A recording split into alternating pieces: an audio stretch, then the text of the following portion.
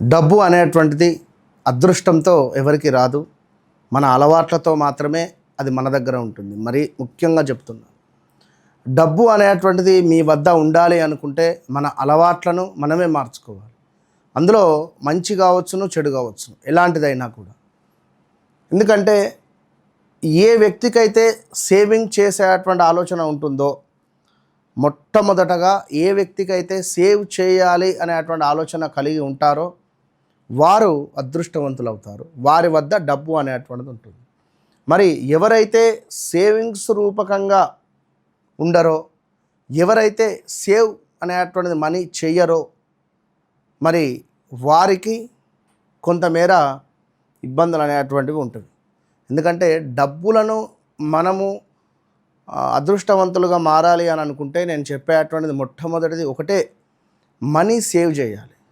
Money అనేటువంటిది ఎవరైతే save చెయ్యరో వారి వద్ద మనీ అనేటువంటిది ఉండదు కాక ఉండదు. అదేవిధంగా మన అలవాట్లు. ఇక మరీ ముఖ్యంగా డబ్బు ఉన్నటువంటి వారిగా మనం ఆలోచించాలి. Think rich. అదేవిధంగా act rich. Daily think rich, act rich.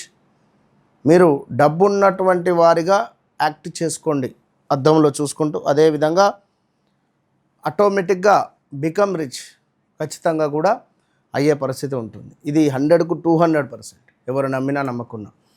ఇక అదేవిధంగా ముఖ్యంగా ఎవరైతే ఉద్యోగంలోనే ఉంటారో వారు ఉద్యోగంలోనే ఉండిపోతారు.